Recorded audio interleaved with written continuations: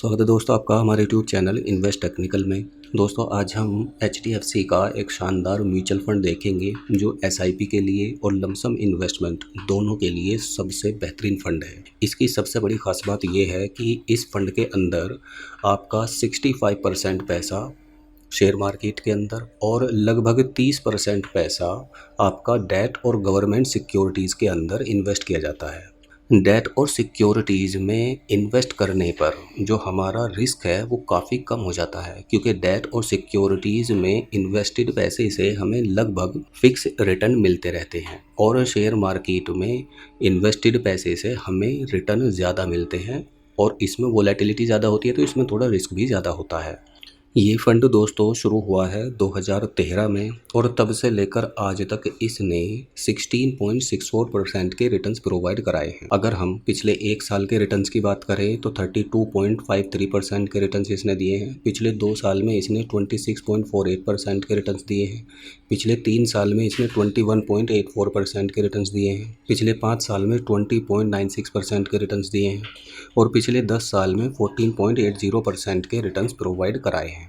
इसका जो expense ratio है, अगर आप डायरेक्ट प्लान लेते हैं तो सिर्फ 0.72% है।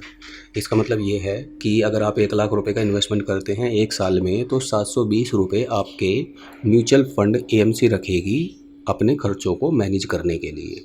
अब दोस्तों अगर हम बात करें तो इसकी रेटिंग भी 4 आउट ऑफ 5 है और इस फंड का जो फंड साइज़ है वो लगभग 96,535 करोड़ रुपए है।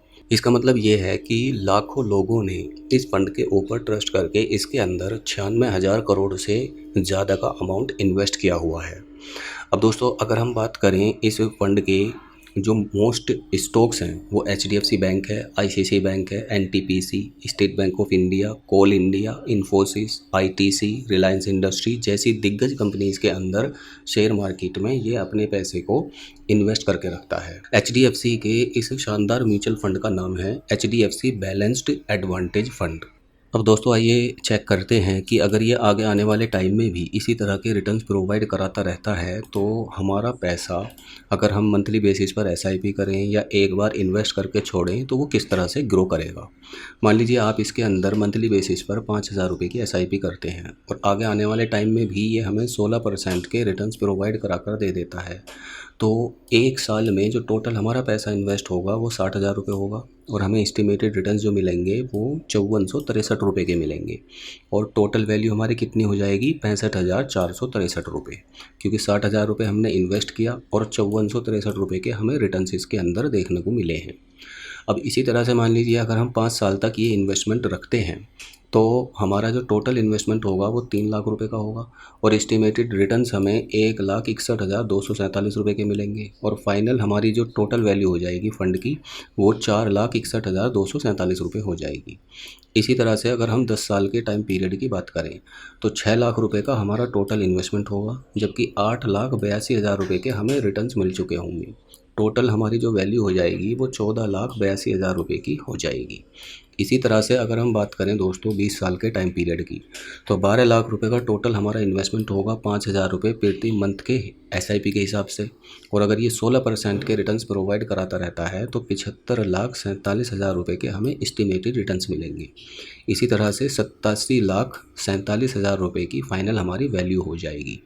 अब अगर हम बात करें कि हमारा पैसा कितने दिन में 1 करोड़ रुपए में कन्वर्ट हो सकता है 16% रिटर्न के हिसाब से, तो 16% रिटर्न अगर ये प्रोवाइड कराता रहता है और अगले 22 सालों तक हम इन्वेस्टेड रहते हैं तो उस केस में जो टोटल हमारा इन्वेस्टमेंट होगा वो 13,20,000 रुपये का होगा, जबकि हमें एस्टिमेटेड रिटर्न्स जो मिलेंगे वो 1,08,42,000 रुपये के मिलेंगे और टोटल हमारी वैल्यू जो हो जाएगी वो 1,21,62,000 रुपये की हो जाएगी।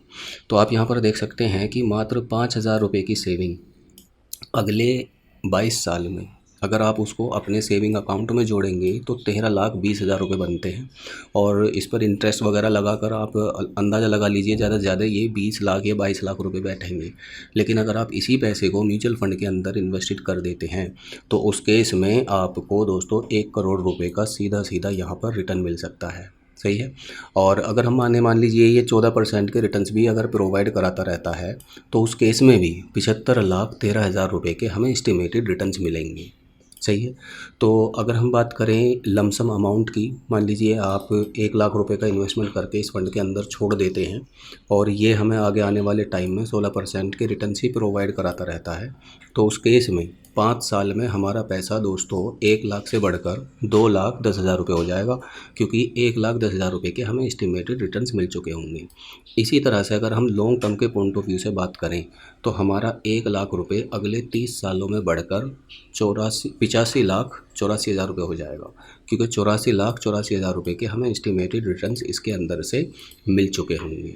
इसी तरह से अगर हम बात करें दोस्तों कि मान लीजिए आज आपकी एज 25 साल है और आप 60 साल की एज में रिटायर होना चाहते हैं, तो उस केस में तो हमारा 1 लाख रुपये 32 सालों में बढ़कर 1,15,51,000 रुपये हो जाएगा, क्योंकि 1,14,51,000 रुपये के हमें रिटर्न्स मिल चुके होंगे।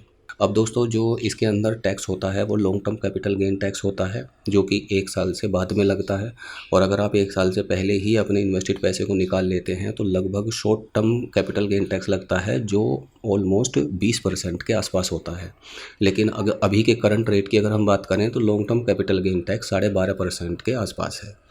सो गाइज़, ये थी पूरी जानकारी इस फंड के बारे में। अगर आपको इसके अंदर इन्वेस्ट करना है तो आप HDFC AMC की ऑफिशियल वेबसाइट पर जाकर भी इन्वेस्ट कर सकते हैं, या आपके पास में अगर कोई डीमैट अकाउंट है तो उसके थ्रू भी आप इस फंड के अंदर इन्वेस्टमेंट कर सकते हैं। धन्यवाद।